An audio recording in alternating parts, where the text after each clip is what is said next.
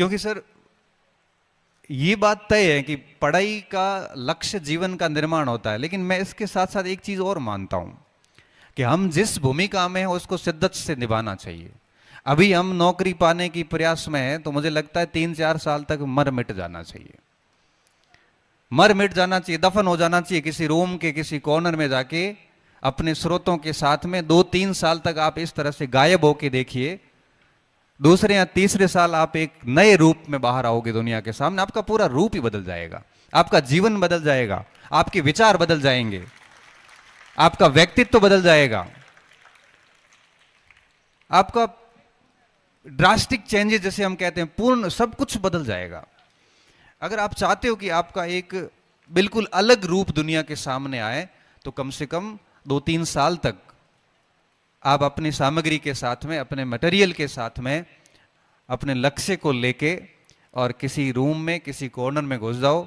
ये सामाजिकता सब छोड़ दो, क्योंकि जितना आप अधिक सामाजिक होंगे उतना समय भी खराब होगा और साथ साथ में और क्या होगा, और ये होगा कि समाज की नज़रों में आओगे, और समाज की नज़रों में आया हुआ व्यक्ति मुझे लगता है कि सफल होता नहीं है। जो अभी जैसे हिंदी का रिजल्ट आया सर, पॉलिटिकल साइंस का, प्रोफेसर का परसों, तो हम लिस्ट देख रहे थे कि बाड़मेर से 15 बच्चों का प्रोफेसर में हुआ।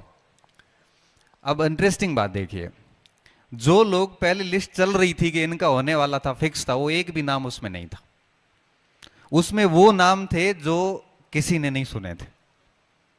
तब मैंने कहा देखो ये है, एक बार मैंने आपको पहले कहा था, ये वो डार्क हॉर्स है जिनके ऊपर किसी ने दाव नहीं लगाया था और वही घोड़े जीते हैं।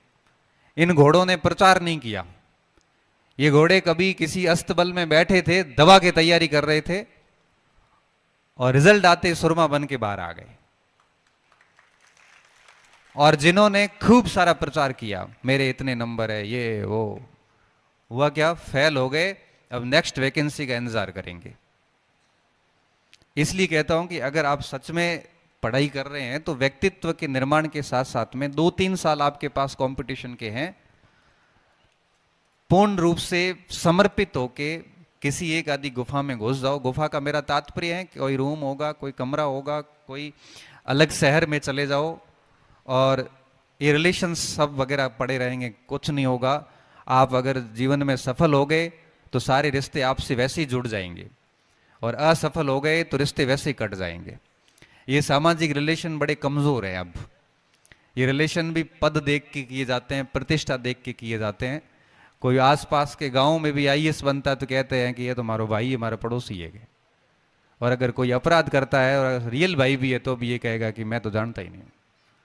ये संबंध भी आपकी पद प्रतिष्ठा पे और कार्यों के ऊपर निर्भर हो गए हैं। इसलिए आप चाहते हैं कि आपका एक नया वर्जन बाहर निकले, तो दिखावे की दुनिया से दूर रहिए। आज के बच्चे मैं देखता हूँ कोचिंग्स में आते हैं, मैं कोचिंग्स में पढ़ाता हूँ, बच्चों को देखता हूँ, बच्चे पढ़ते कम हैं और पढ़ाई का प्रदर्शन बहुत अधिक करते हैं। पढ़ाई का प्रदर्शन के आलम ये है कि व्हाट्सएप बंद करने की बात मैंने की है आज, की बच्चों ये व्हाट्सएप टेलीग्राम बंद कर दो। 4 महीने रहे हैं, सेकंड ग्रेड की परीक्षा है, तो कुछ बच्चों ने व्हाट्सएप बंद करने से पहले स्टेटस लगाया कि आज के बाद मेरा फोन बंद रहेगा।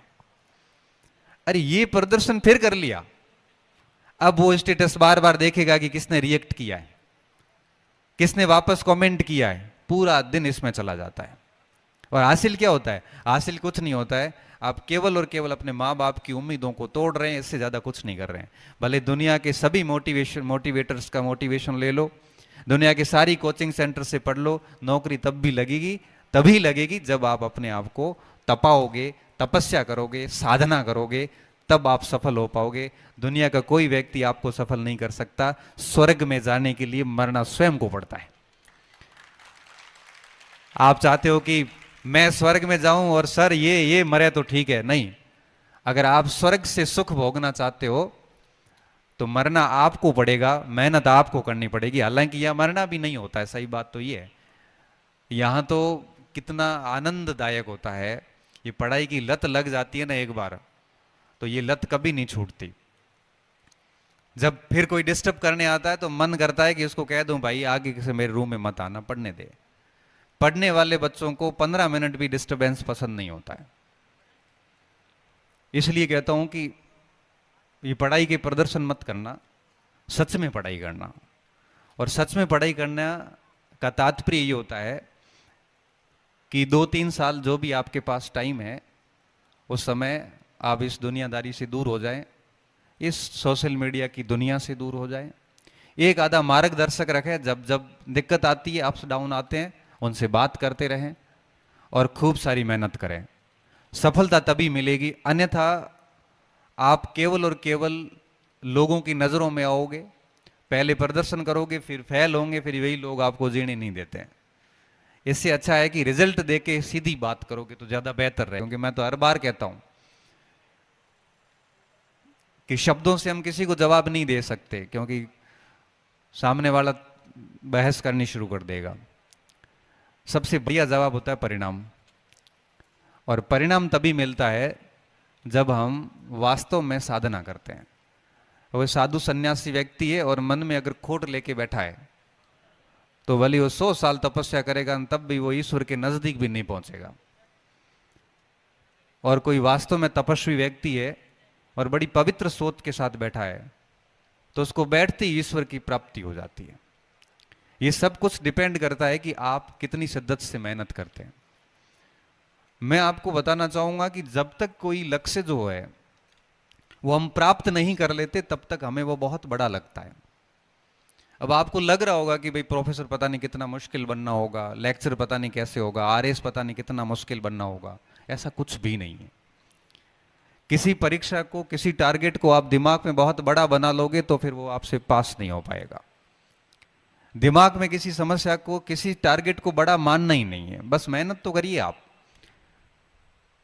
एक कोलंबिया विश्वविद्यालय की कहानी मैंने पढ़ी थी, उसमें नोवाल की पुस्तक में पढ़ी कि एक बार एक गुरुजी पढ़ा रहे थे, यूनिवर्सिटी के प्रोफेसर मैथ पढ़ा रहे थे, तो पीछे किसी शिष्य को नींद आ गई, तो उसको आंख लग गई, तो उसने सिर है वो टेबल पे रख के कोई 10-15 मिनट नींद ले ली उसने। और जब तक उसकी नींद खुली, तब तक प्रोफेसर का लेक्चर पूरा हो गया। नींद खुली, उसने देखा कि बोर्ड पे 2 प्रश्न लिखे हुए पड़े हैं और सर चले गए। उसने कहा कि 2 होमवर्क ही होगा, मैं होमवर्क करके लेके आ जाऊंगा। उसने अपनी कॉपी में दोनों सवाल उतारे और वो घर आ गया। घर आने के बाद में पूरी मेहनत करी, प्रयास किया, पूरी रात खपा, दिन खपा। उसके बाद में एक प्रश्न का सॉल्यूशन कर लिया उसने 5-6 पेज के अंदर। एक गणित का प्रश्न 5-6 पेज में उसने बढ़िया सॉल्यूशन कर लिया, दूसरे का उससे सॉल्यूशन हुआ नहीं। तब उसके दिमाग में आया कि यार नहीं सोता क्लास में तो क्या पता ये दोनों सवाल हो जाते। दूसरे दिन जब वापस कॉलेज गया, तो वापस गुरुजी ने क्लास शुरू की। उस बच्चे ने वापस पूछा कि सर कल जो आपने होमवर्क असाइनमेंट दिया था, उसकी जिज्ञासा ये थी कि एक प्रश्न हुआ नहीं, वो करके दे देंगे तो बढ़िया हो जाएगा, मेरे को दोनों ही आ जाएंगे। कि सर कल आपने जो होमवर्क दिया था वो आपने अभी तक चेक नहीं किया, सर एक बार वो चेक कर लेते तो क्या उसमें मुझे थोड़ी सी दिक्कत है। तो प्रोफेसर एकदम से सरप्राइज हो गए। उन्होंने कहा मैंने तो कल कोई असाइनमेंट दिया ही नहीं, आपको होमवर्क ही नहीं दिया। तो क्या सर वो 2 प्रश्न लिखे थे आपने क्लास में लास्ट में। तो सर को पता चल गया कि इसका मतलब ये सो गया था पीछे, इसको पता ही नहीं कि इस 2 सेंटेंस से पहले मैंने क्या बोला था। तो सर वो 2 सेंटेंस, तब प्रोफेसर ने बोला कि ये वो 2 जो प्रश्न थे, ये गणित के ऐसे प्रश्न जिसकी गुत्थी आज तक किसी से सुलझी नहीं है। तो वो 2 उदाहरण हैं जो हम गणित में पढ़ाते हैं कि इनके समाधान आज तक किसी भी दुनिया के गणितज्ञ को नहीं मिले हैं। तो उसने कहा सर एक तो मैंने कर दिया रात को, एक तो समाधान सर हो गया ये रहा। प्रोफेसर एकदम से सरप्राइज हो गए कि गणित की ऐसी अबूझ पहेली जिसका समाधान आज तक नहीं हुआ, इस बच्चे ने करके दे दिया जो ग्रेजुएशन के फाइनल ईयर का स्टूडेंट है। मुझे वैज्ञानिक का नाम नहीं आ रहा, गणितज्ञ का भी, मैं नाम भी बता दिया, वास्तविक कहानी है। और उस पेपर को पब्लिश किया गया, दुनिया भर में उस बच्चे को एक अलग पहचान मिली। उस बात के बाद एक निष्कर्ष निकलता है कि अगर उसी स्टूडेंट को ये कह देते ना कि ये 2 प्रश्न आज तक दुनिया में किसी से नहीं हुए हैं, तो उससे भी नहीं होते। क्यों नहीं होते? क्योंकि वो दिमाग में बैठा देता कि दुनिया में किसी से नहीं हुए तो फिर मेरे से कैसे होगी, कि तेरे गांव में कोई प्रोफेसर नहीं बना तो तू कैसे बनेगा। ये बड़ी अजीब सी बात है, क्योंकि हर व्यक्ति के अंदर अलग क्षमता होती है। और उस बच्चे को नहीं पता था कि ये ऐसे प्रश्न है जिसका समाधान आज तक किसी के पास नहीं हुआ। ये पता होता तो वो प्रयास भी नहीं करता, मगर उसको ये बात पता नहीं थी, उसने अपना पूरा एफर्ट्स डाला तो उसको कर गया, ऐसा सवाल कर गया जिसकी गुत्थी किसी से सुलझी नहीं थी। इसलिए मैं ये बात आप सभी से वापस कहना चाहता हूं कि कोई भी टारगेट, चाहे देखो भारतीय प्रशासनिक सेवा आईएएस हो, चाहे आरएएस हो, चाहे प्रोफेसर हो, चाहे लेक्चरर हो, कोई भी टारगेट अगर आपने दिमाग में बहुत बड़ा बना लिया ना कि ये बहुत मुश्किल काम है, तो वाकई में वो आपसे नहीं हो पाएगा। इसलिए आप तो टारगेट के बारे में इतना नहीं सोचना है, हमें तो सिर्फ इतना सोचना है कि उसके पाठ्यक्रम को हम कितना बढ़िया पढ़ रहे हैं, और जो बढ़िया पढ़ेगा वो निश्चित तौर पे उसके अंदर आ जाएगा। तो ये सारी बातें पढ़ाई में आप अप्लाई करिए, और जितने सामाजिक रिलेशन वगैरह कम करोगे उतना बढ़िया रहेगा। और एक जो सबसे ज़रूरी बात जो मैं हर मंच पे बोलता हूँ, पढ़ाई होती रहेगी, नौकरियां लगती रहेगी, सब चीज़ें होती रहेगी, नहीं भी लगती है तो भी कोई भूख नहीं मरता, क्योंकि नौकरी 2% लगते हैं, 98% लोग उनसे अच्छी ज़िंदगी जीते हैं, मैंने ये भी देखा है। मगर सबसे ज़रूरी जो बात है वो है कि आपका अच्छा व्यक्ति होना बहुत ज़रूरी है। आप अपने गुरुजनों का सम्मान करना सीखिए, आप सच बोलना सीखिए, आप मुंह पे स्ट्रेट फॉरवर्ड कहना सीखिए, आप सबके होने की कोशिश मत करिए। आप अगर सबको खुश रखना और सबका होने का प्रयास करोगे, जो व्यक्ति सबको खुश रखने का प्रयास करता है वो खुद दुखी होता है, जो व्यक्ति सबका होता है वो फिर किसी का नहीं होता, जो व्यक्ति सबके अनुसार चलता है वो खुद के अनुसार नहीं चल रहा होता है। इसलिए कोशिश करिए कि आप अपना व्यक्तित्व एक अच्छा रखिए, एक अच्छे व्यक्ति बनना बहुत ज्यादा जरूरी है, क्योंकि पूजा किसी पद की नहीं होती, पद व्यक्ति को प्रतिष्ठित नहीं करता है, बल्कि व्यक्ति पद को प्रतिष्ठित करता है। दो शिक्षक देखो, एक अच्छे शिक्षक है, एक शिक्षक ऐसे हैं जो शायद किसी गलत तरीके से सिस्टम में आए हैं, है तो दोनों शिक्षक, मगर ध्यान रखना आपने जीवन में खूब सारे शिक्षक देखे होंगे, आपको केवल वही शिक्षक याद है जिसने आपके व्यक्ति। इसलिए पद पे आने वाले व्यक्ति जो है सब प्रसिद्ध नहीं होते, और पद पे बैठा व्यक्ति पद के कारण प्रतिष्ठा प्राप्त भी नहीं करता। प्रतिष्ठा मिलती है व्यक्ति के खुद के व्यक्तित्व और कृतित्व से। इसलिए आपका व्यक्तित्व जो है वो बहुत शानदार होना जरूरी है। आप किसी भी प्रकार के इस नशावृत्ति में नहीं होने चाहिए, आप गलत संगत में नहीं होने चाहिए, क्योंकि आप गलत करोगे तो जीवन के किसी न किसी मोड़ पे वो लौट के आता है, और आप कहीं पर भी कॉन्फिडेंस के साथ में बात नहीं रख पाओगे। आज आपने गलत कर लिया, मान लो किसी को नहीं पता है, फिर भी आपके अंदर एक खोखलापन रहेगा। 4 लोगों के बीच में बैठा हुआ वो व्यक्ति कॉन्फिडेंस से बात नहीं रख पाएगा, क्योंकि उसको पता है उसने कभी न कभी गलत किया है। भली दुनिया को नहीं पता हो, लेकिन उसको खुद को अंदर से पता है, और वो व्यक्ति दुनिया को फेस भी नहीं कर पाएगा। इसलिए भोलेपन में भी कोई ऐसी गलती मत करना, कि कोई ऐसे कृत्य मत करना कि जीवन भर आपको लज्जित होना पड़े, जीवन भर आपको खोखला रहना पड़े अंदर से। जो होना चाहिए वो ठोस होना चाहिए, नहीं है तो नहीं है, जो है वो ईमानदारी का और पवित्र होना चाहिए, नहीं है तो नहीं है। एक मनुष्य होना ही अपने आप में बड़ी बात है, इस पूरी पृथ्वी का सबसे बुद्धिमान जीव होना बड़ी बात है। और मैं तो ये कहता हूं कि दुनिया में ऐसे लोग भी हैं जिन्होंने अपनी खुद की शक्ल नहीं देखी है, आंखें नहीं है उनके पास।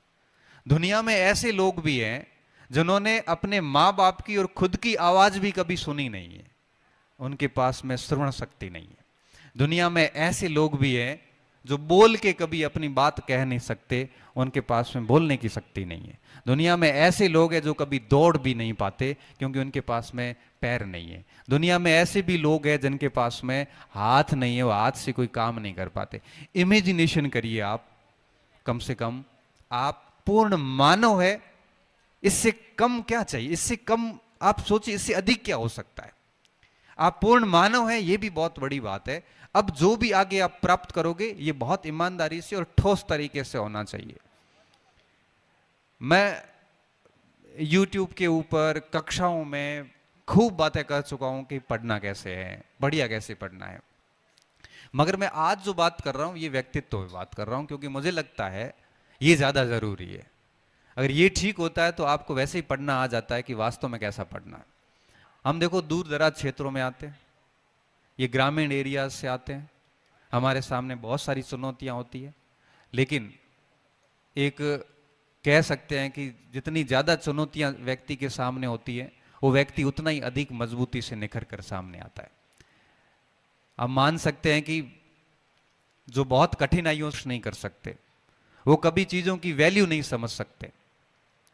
इसलिए आप चीज़ों की वैल्यू करिए, आपके पास जो है उसको अच्छे से यूटिलाइज करिए। और मैं तो सिर्फ एक ही बात कहता हूँ, बार बार कहता हूँ कि समय का बहुत अच्छे से यूटिलाइज करिए, प्रबंधन करिए, समय खराब मत करना। क्योंकि अगर टाइम खराब कर दिया तो ये हाथ से निकल जाता है और उसके बाद कुछ भी प्राप्त नहीं होता। फिर हम ये देखते हैं कि फॉर्म भरने के योग्य है कि नहीं है, उम्र निकल जाती है। और कोई भी काम मुझे लगता है कि टाइम पे होना चाहिए। अगर टाइम पे कोई काम नहीं होता है, बहुत बाद में जाके होता है, फिर उस कार्य की कोई रेलेवेंस नहीं रहता।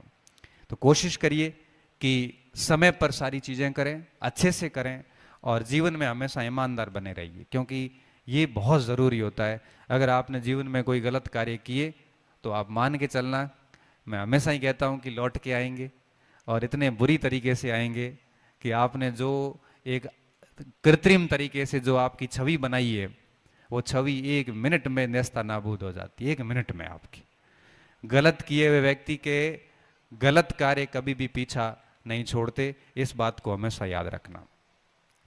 एक 4 पंक्तियां आती है कि कोशिश कर हल निकलेगा। ये मैं हर बार बोलता हूं क्योंकि मुझे लगता है कि हम जो ग्रामीण क्षेत्र के लोग हैं हमारे सामने बहुत सारी चुनौतियां रहती है। कई बार हम पहले बीच में शस्त्र डाल देते हैं, बहुत निकट पहुंच के हम हथियार डाल देते हैं, नहीं डालने होते हैं। मेहनत मुझे लगता है कि 3-4 साल मेहनत करते हैं तो बहुत तरीके से करनी चाहिए कि कोशिश कर हल निकलेगा, आज नहीं तो कल निकलेगा। अर्जुन के तीर सा सद, अर्जुन के तीर सा सद मरुस्थल से भी जल निकलेगा, मरुस्थल से भी जल निकलेगा। और खाद डाल, बीज डाल, पौधों को पानी दे, बंजर भूमि से भी फल निकलेगा। खाद डाल, बीज डाल, पौधों को पानी दे, बंजर भूमि से भी जल निकलेगा। ताकत जुटा, हिम्मत कर, ताकत जुटा, हिम्मत कर, हौसलों को आग दे, फौलाद का भी बल निकलेगा, फौलाद का भी बल निकलेगा। जिंदा रख दिल में उम्मीदों को, जिंदा दिल में उम्मीदों को, गरल के समंदर से भी गंगा जल निकलेगा। गरल यानी जहर, गरल के समंदर से भी गंगा जल निकलेगा। कोशिश जारी रख कुछ कर गुजरने की, कोशिश जारी रख कुछ कर गुजरने की, जो आज थमा थमा सा है वो कल चल निकलेगा, जो आज थमा थमा सा है वो कल चल निकलेगा। कोशिश कर हल निकलेगा, आज नहीं तो कल निकलेगा। तो प्रयासों में कमी नहीं आनी चाहिए। एक स्टूडेंट मेरे पास आया कोई 2-4 दिन पहले, बोले सर पोस्ट नहीं है, लाखों की संख्या में फॉर्म आ रहे हैं, फिर मेरा सिलेक्शन कैसे होगा। मैंने कहा एक बात बता, सिलेबस पढ़ लिया? तो क्या हाँ सर। कितनी बार पढ़ा? एक बार हुआ है। फिर ये प्रश्न पूछना निरर्थक है। क्यों? क्योंकि 500 नंबर की परीक्षा है, मुझे 320 नंबर लाके दे देगा 500 में से मात्र 320। कोई फिजिक्स नहीं है, ये रॉकेट साइंस नहीं है, आर्ट्स के सब्जेक्ट है। 320 इसलिए कह रहा हूं कि मैं 383 लेके आया था, मैं 320 कह रहा हूं आपको। 320 नंबर लेके आएगा तो क्या सर ये तो बहुत मुश्किल है। जब 320 नंबर तेरे से मुश्किल है तो तू उस परीक्षा को पास करने की योग्य वैसे ही नहीं है। क्यों? कम सीट होने का बहाना कर रहा है।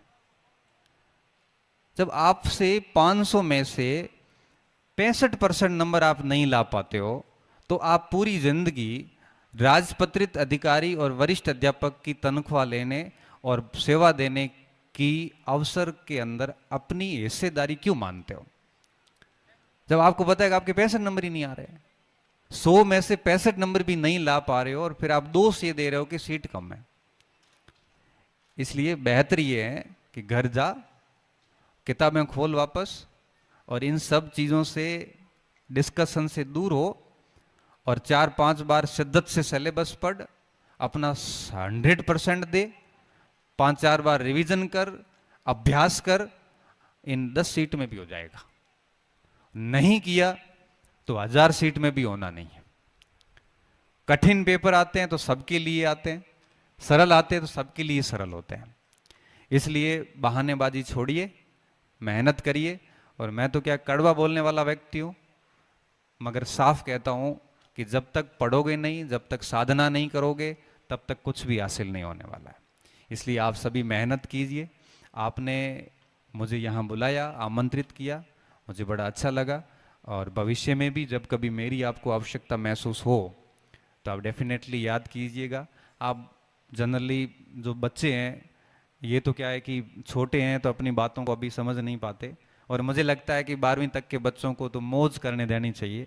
ये जैसा करे उनको आप करने दो, खेलने कूदने सब काम करने दो, बस गलत काम नहीं करें। 12वीं के बाद ही इनकी जीवन, असली जीवन की चैलेंजेस शुरू हो जाएंगे, और उसके बाद में नौकरी लगने के बाद में कठिनाइयाँ और बढ़ जाती। बेरोजगारी का दौर फिर भी ठीक होता है जब ज़्यादा उम्मीदें नहीं होती आपसे और आप 12 ही घंटे पढ़ पाते हैं। नौकरी के बाद आपको किसी न किसी की अंडर में रह के काम करना होता है, तब हालत आपकी और ख़राब होने वाली, आपकी स्वतंत्रताएं छीनने वाली होती है। जो व्यक्ति 25 साल से आज़ाद घुमा हुआ हो, उससे एकदम से बंधन डाले जाते हैं। तो मैं स्टूडेंट को कहता था कई बार, ये नौकरी लगना करना सब आसान है, इसके बाद इसको करना बहुत मुश्किल काम है।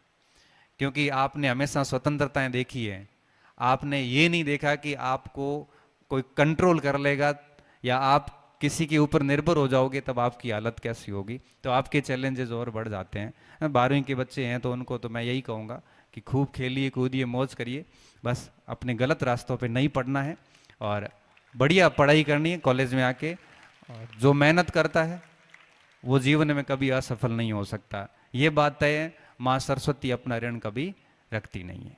जितना पढ़ोगे उतना मिल जाएगा, दिखावा करोगे तो लास्ट में दिखाने के लिए रिजल्ट आपके पास होगा नहीं। और अगर ठोस तैयारी करोगे तो ये 12वीं के परसेंटेज वगैरह काम आते नहीं है। ठोस तैयारी वाला बच्चा आगे किस लेवल पे जाएगा अंदाजा ही नहीं है। बहुत बहुत धन्यवाद, और आपने ये मौका दिया। भविष्य में भी मेरी कभी आवश्यकता होगी मैं डेफिनेटली यहाँ पे पधारूंगा। आप सभी ने मुझे सुना। जय हिंद, जय भारत।